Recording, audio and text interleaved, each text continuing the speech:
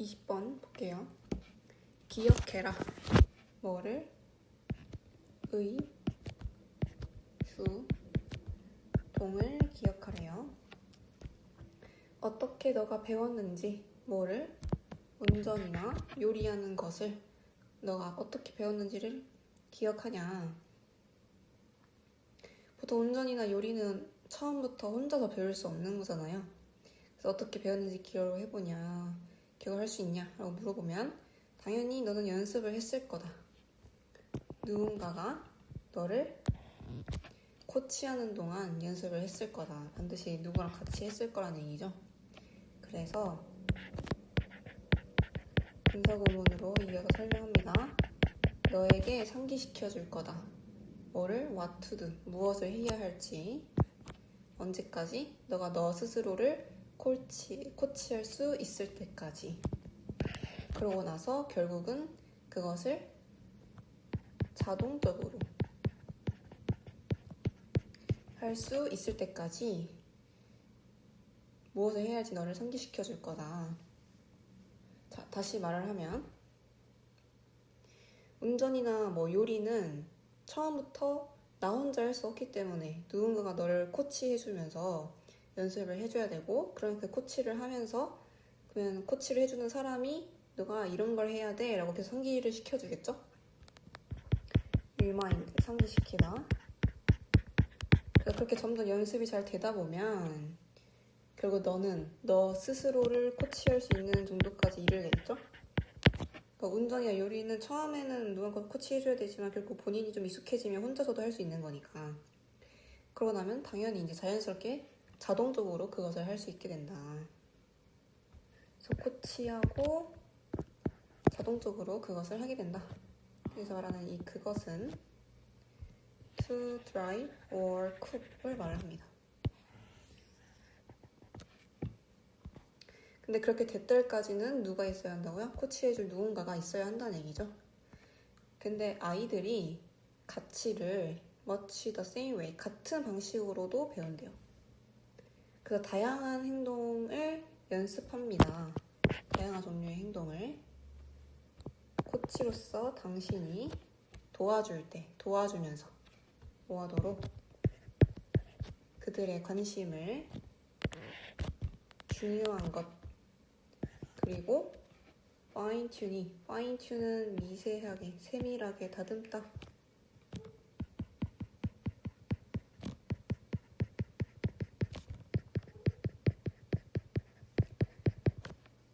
중요한 기술들을 세밀하게 다듬는 것에 집중하도록 돕습니다. 도우면서 다양한 종류의 행동을 연습할 수 있대요. 그러니까 여러분들이 코치라고 생각을 했을 때 애들한테 이런 가치가 중요한 거야. 이런 중요한 기술은 이렇게 다듬어져야 돼. 다듬어주는 그런 거에 관심에 집중하도록 도와줄 수 있다. 두 가지 집중을 한 거죠. 일단 뭐뭐한 것이라고 해석되는 관계대명사가 와서 A and B. on이 두 개죠. on이 두 개. A가 여기 있어야 되네요. 그래서 너는 그들을 지지할 수 있습니다. 뭐와 함께? 칭찬, 격려, 그리고 그 온화한 조언과 함께. 너 왜 이렇게 못해? 이렇게 하는 것보다 당연히 칭찬, 격려, 조언, 부드러운 조언과 함께 해야 지지를 할 수 있겠죠? 근데 만약에 너가 너의 아이를, 부모겠죠? 부모가 보통 너의 아이를 코치하지 못하면 그 아이는 그녀의 코치를 다른 곳에서 찾겠죠. 혼자서 뭐 할 수는 없으니까. 그리고 가이드 받을 거예요. B 플러스 PP. 수동태고요. 가이드 받을 거예요. 뭐에 의해서? 바이부터 끝까지에 의해서. 미디어의 가치나 아니면 그녀의 또래나 아니면 또 다른 누군가, 또 어떤 누군가, 후부터 인터레스트까지 오고 이 누군가를 수식하는 주관대, 그녀의 흥미를 잡는 다른 누군가의 가치에 의해서 가이드 받을 겁니다. 그러니까 부모가 코치를 안 해주면 그 I는 다른 곳에서 찾을 거고 그 다른 곳은 예를 들면 미디어나 친구나 아니면 그 아이의 관심을 사로잡는 누군가에 의한 가치에 의해서 가이드를 받게 될 거라는 거죠. 그러면 사실 그런 식으로 가치를 애들이 배우다 보면 잘못된 방식으로 배울 가능성이 높아지겠죠. 그래서 step up to the plate. step up to the plate. 직역하면 그냥 판에 올라서다 이런 의미인데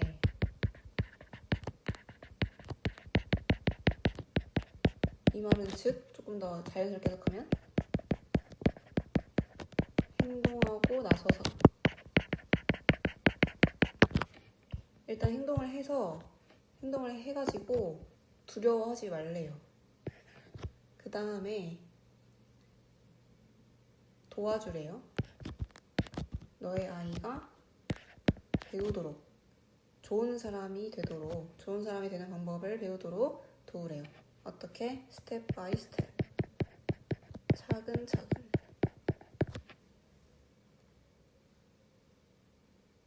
그래서 이런 글이고요. 답은 2번이었습니다. 자녀가 올바른 가치를 배우도록 직접 지도해야 한다. 영어로 주제 정리하면요.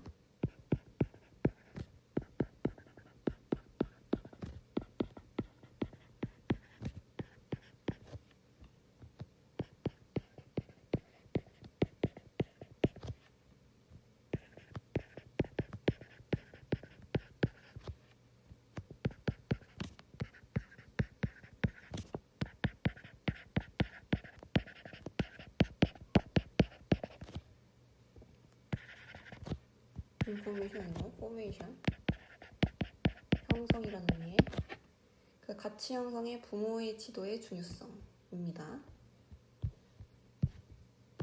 다음 21번 보겠습니다.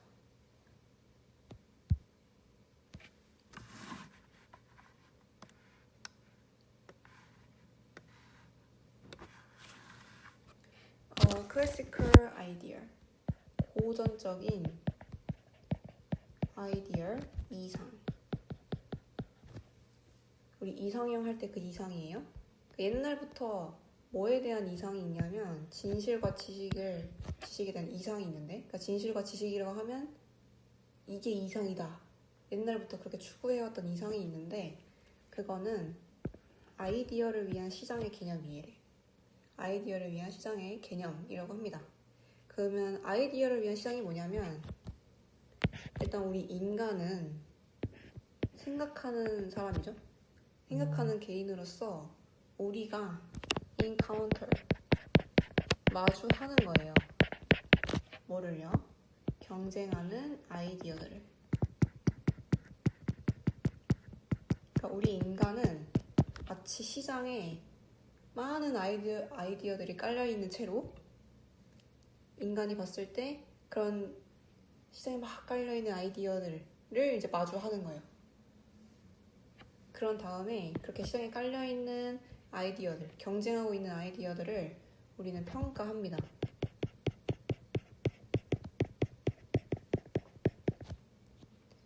뭐에 맞춰서요?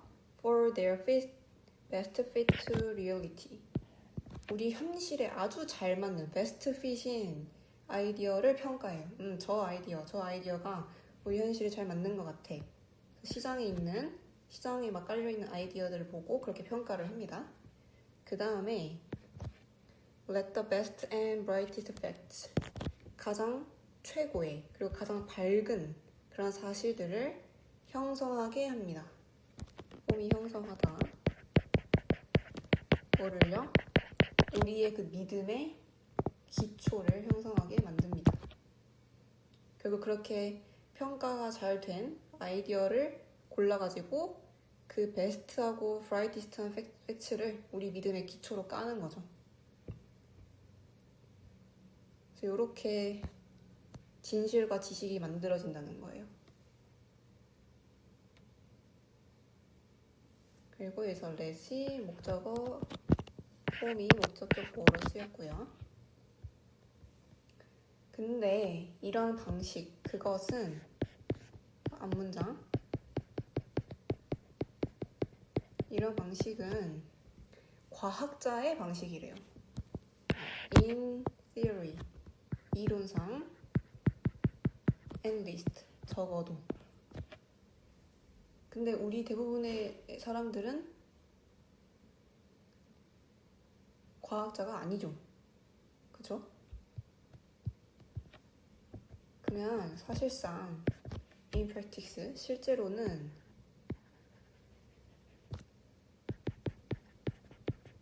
이런 의미고 부사로 actual이라는 단어.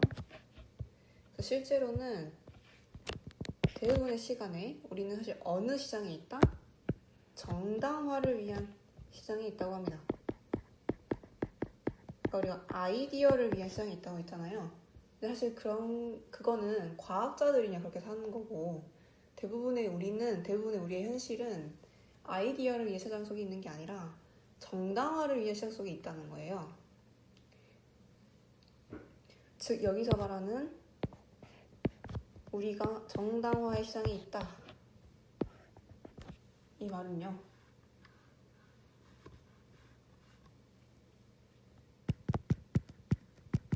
실제로 사실 이제 사람들은 과학자처럼 진실을 찾기보다는 정당화, 본인이 원래 갖고 있던 생각 있죠? 그 자신의 생각을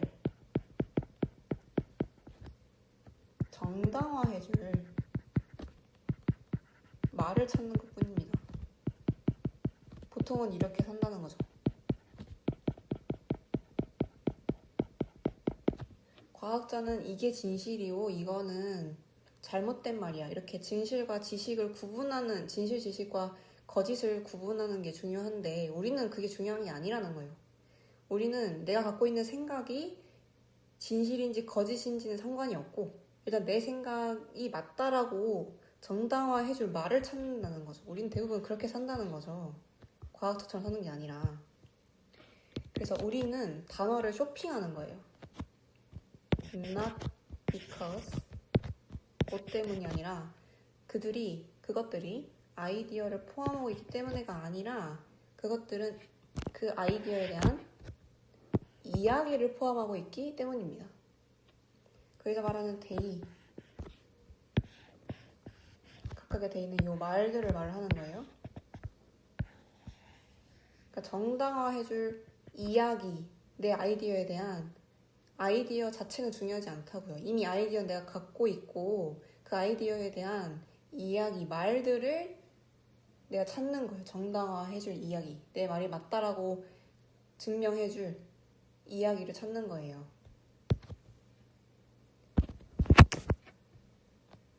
그래서 그 이유가 뭐다? 이미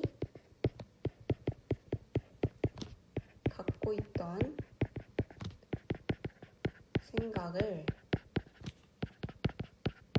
정당화해줄 이야기를 쇼핑한다, 찾는다라는 거죠. 우리 대부분의 사람들은.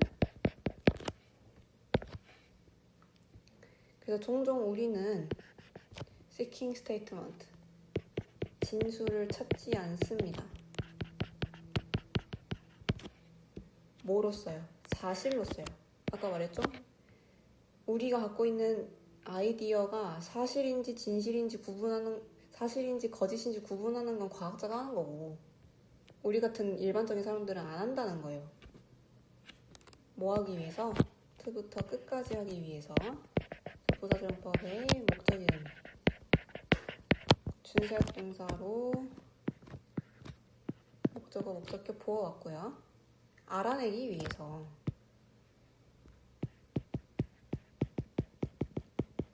뭐를? What we should believe. 우리가 무엇을 믿어야 할지. 그런 걸 알아내도록 돕기 위해서 사실로서의 진술을 찾는 게 아니다. 왜냐면 사실 우리는 보통 이미 알고 있어요. 우리가 무엇을 믿고 있는지. 그러니까 아이디어는 필요가 없는 거예요.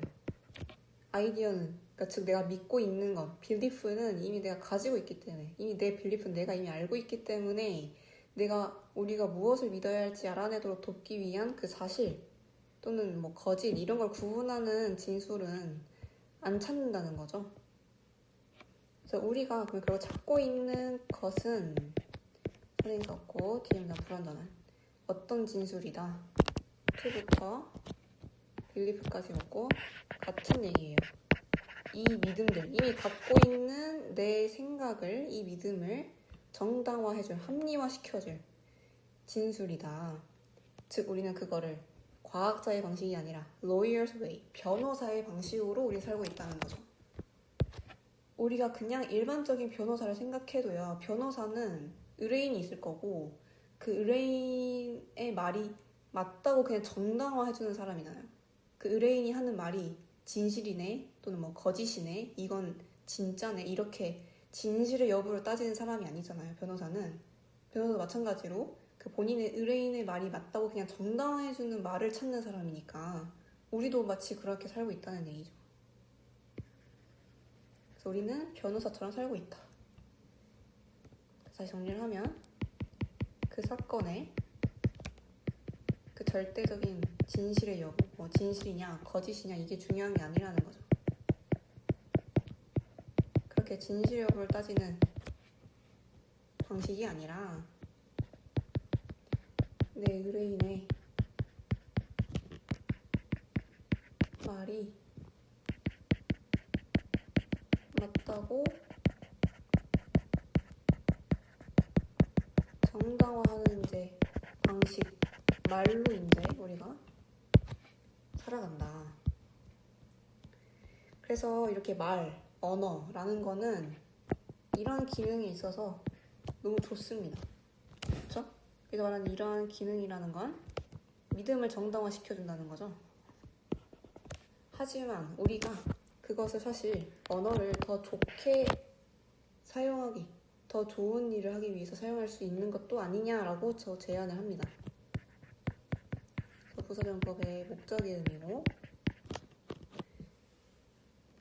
물론 믿음을 정당화하는데 언어를 쓸 수 있죠. 하지만 더 좋은 일, 뭐 예를 들면 서로를 깊이 이해를 한다거나 감정을 공유한다거나 이런 식의 더 좋은 일에 언어를 쓸 수 있는 거 아니야? 라고 제안을 합니다.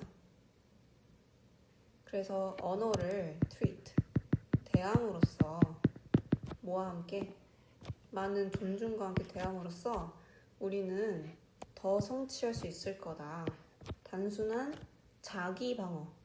사실 내가 갖고 있는 믿음을 정당화시켜주는 말을 찾는 건 그냥 자기 방어에 불과하잖아요. 근데 그렇게만 쓰지 말고 서로를 더 깊이 이해하고 감정도 공유하고 공감도 하는 그런 방식으로 언어를 쓰자라고 이제 제시를 했던 글입니다. 그래서 마지막 문장을 쓰면 다시 언어를 단순히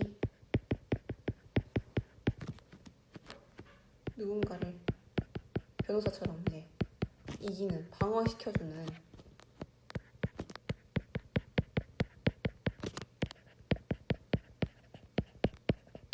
제로만 쓰지 말자. 서로를 깊이 이해하는 더 나은 일을 위해 쓰자.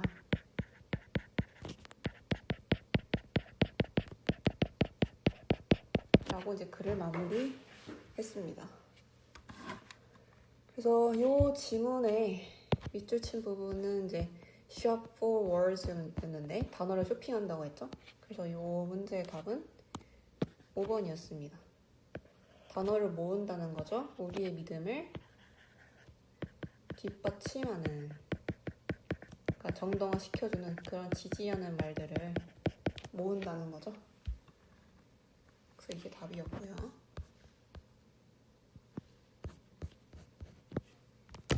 또 주제 적겠습니다.